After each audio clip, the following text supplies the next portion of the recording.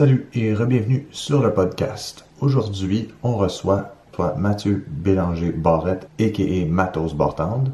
Si ça vous sonne une cloche, c'est probablement parce qu'on l'a déjà reçu dans le passé ou que vous le connaissez parce que c'est un athlète incroyable. C'est aussi l'organisateur des Dimanches Bartende et c'est en plein pour ça qu'on le reçoit aujourd'hui parce qu'il lance les vacances Bartende.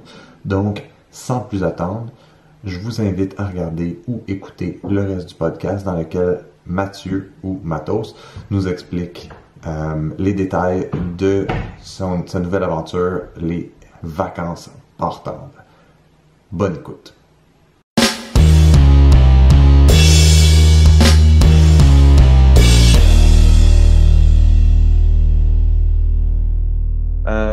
Ouais, ben, hey, je suis content de te parler aujourd'hui de ce nouveau projet qui t'anime. Les vacances Bartende. Je ne sais pas si tu veux. Ben, dans le fond, on pourrait peut-être commencer par faire un recap de qu'est-ce qu'étaient les dimanches Bartende avant justement d'arriver dans le nouveau concept. Je sais pas si tu peux me décrire les dimanches les Bartende. dimanches Bartende. Ben, c'est né de la premier confinement, là. Dans le fond, il n'y avait aucun événement. Tous les événements avaient été annulés. Puis, comme, mettons, au printemps, on ne voyait pas qu'il allait y avoir d'événements de l'été. Fait que là, moi, je trouvais ça plate. Puis, c'était plate surtout parce qu'on ne pouvait pas voir nos chums de bike. Fait que là, moi, j'ai juste décidé de lancer une ride là, comme ça qui respectait les règles sanitaires à ce moment-là, qui était 2 par 2. Fait qu'on se rejoignait tous au même endroit. On avait des heures de départ différents. Fait que là, en groupe de 2, on partait, tac, tac, tac, tac.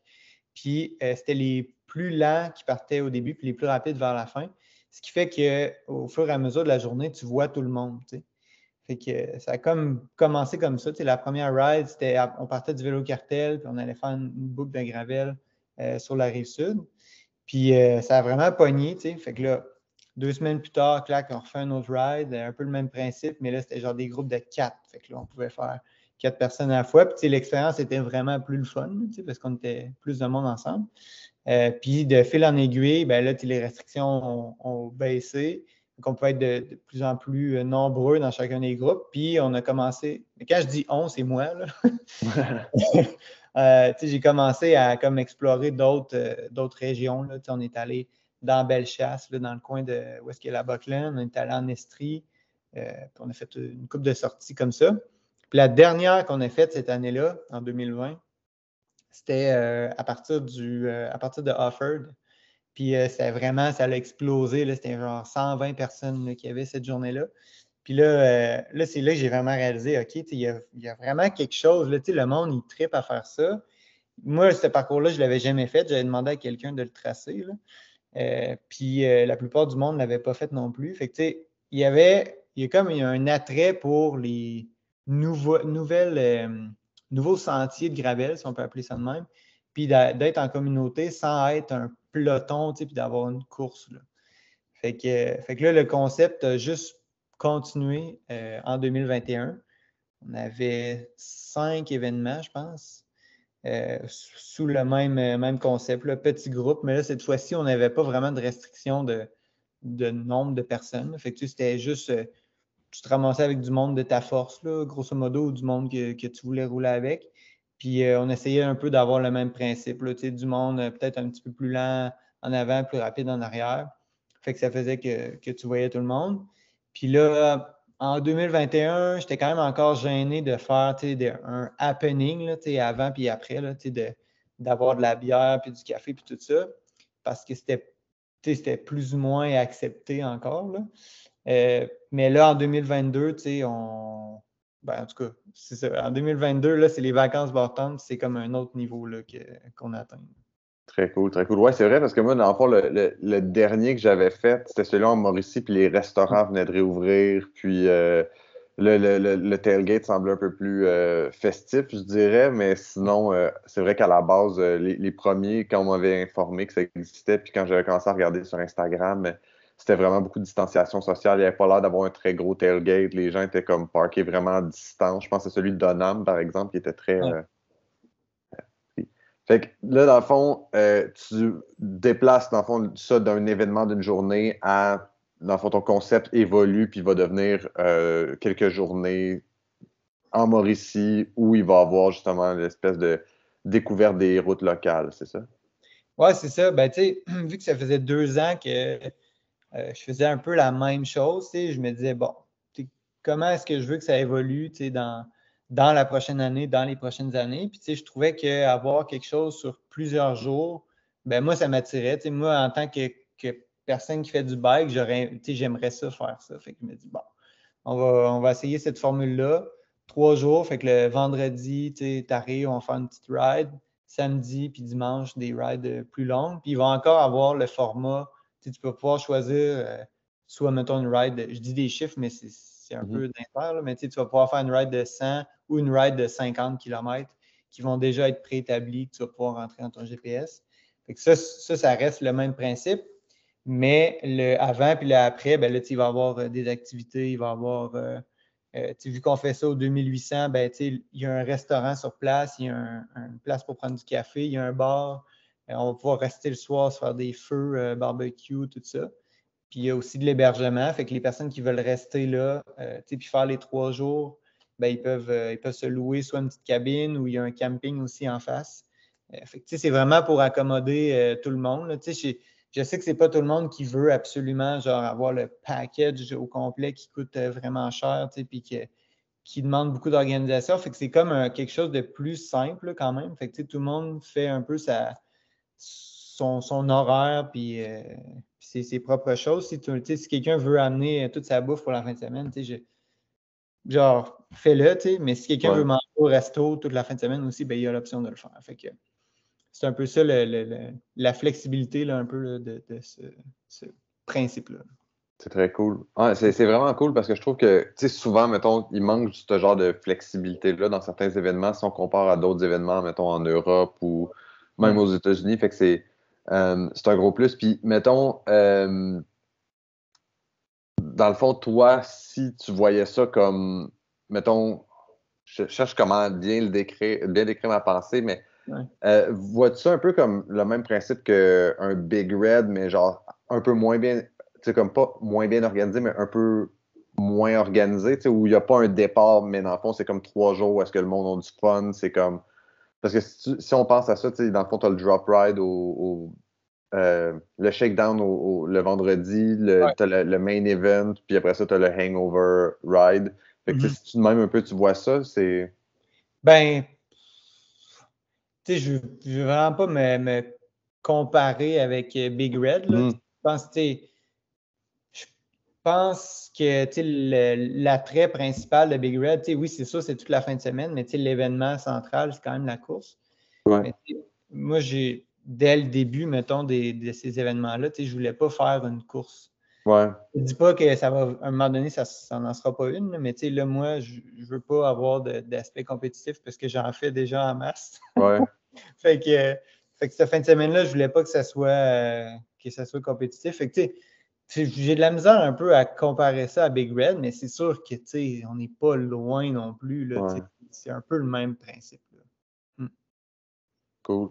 Ouais, c'est ça, parce que c'est difficile un peu à...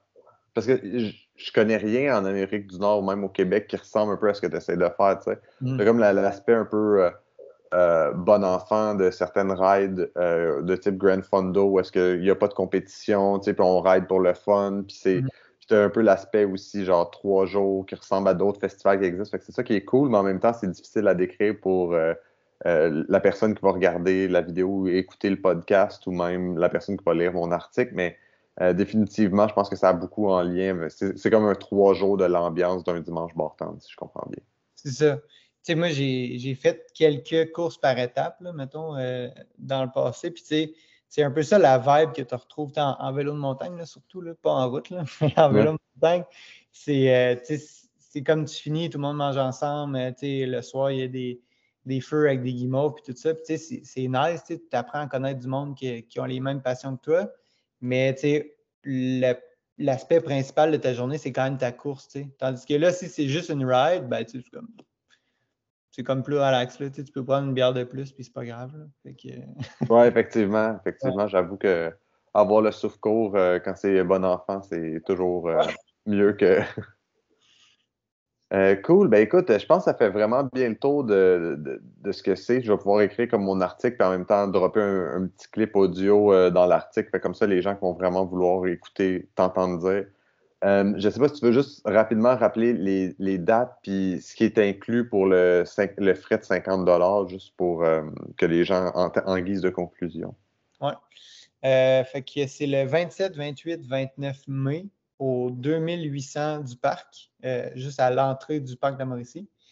Puis, dans le fond, les frais d'inscription, c'est vraiment juste pour avoir une organisation des feed zones, tous les frais, mettons, d'assurance, ce genre de trucs-là, puis de l'organisation de tout ça. Là.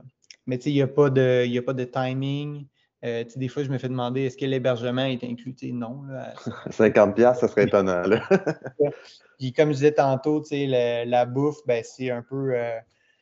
c'est toi qui décides. Là, il y a un restaurant sur place. Probablement qu'on va avoir des petits trucs à donner. Là, mais on ne fournit pas de repas en tant que tel. Là. Parfait. Écoute, je pense que ça fait pas mal le tour. J'avais une dernière question, mais écoute, je pense que ça va aller dans l'article écrit parce que je m'en rappelle plus. Mais non, mais je te remercie beaucoup pour ton temps. Puis c'est sûr qu'on va se voir là-bas. C'est vraiment. Écoute, moi, je suis tombé sous le charme l'année passée de l'événement. Je trouvais ça vraiment cool parce que tu sais, des fois, il y a des gens, mettons, tu sais, journée de course, là, mais tu sais, si on pense au Big Red, tu sais, ils sont dedans, là, tu sais, ils vont pour le.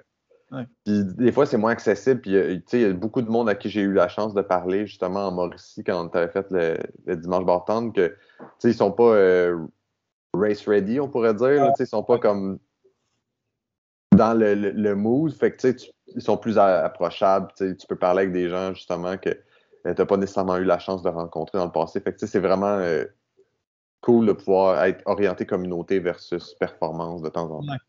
Puis, tu sais, probablement que moi, j'ai un peu cette attitude-là. Là. Quand je vais à une course, c'est sûr que je m'arrange pour être focusé sur ma course. Ouais. Puis, je ne vais pas chiller tant que ça avant la race. Là. Fait que, moi aussi, ça me permet de rencontrer du monde qui ont les mêmes intérêts que moi, mais qu'en course, on ne se voit pas là, nécessairement, ou qu'on n'a juste pas le temps de se parler. Là, définitivement. Bon.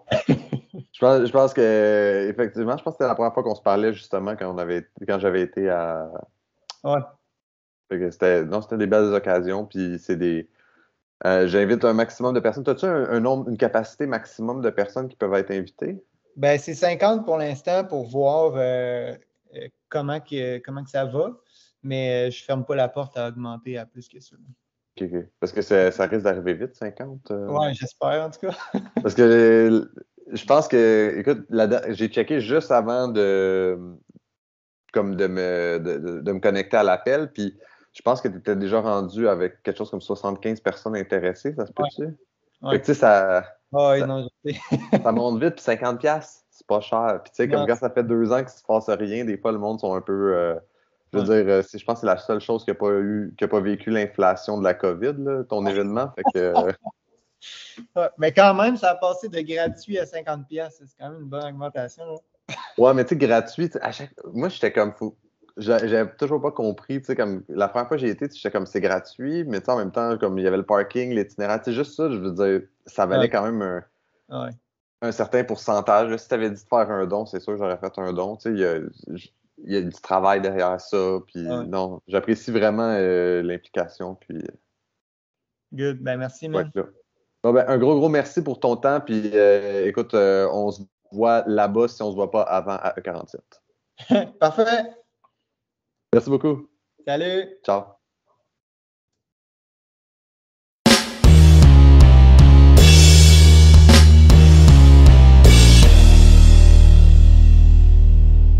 Merci d'avoir regardé ou écouté l'épisode. J'espère que vous avez apprécié. Si jamais vous avez apprécié, n'hésitez surtout pas à vous abonner. Et sur ce, je vous dis à bientôt.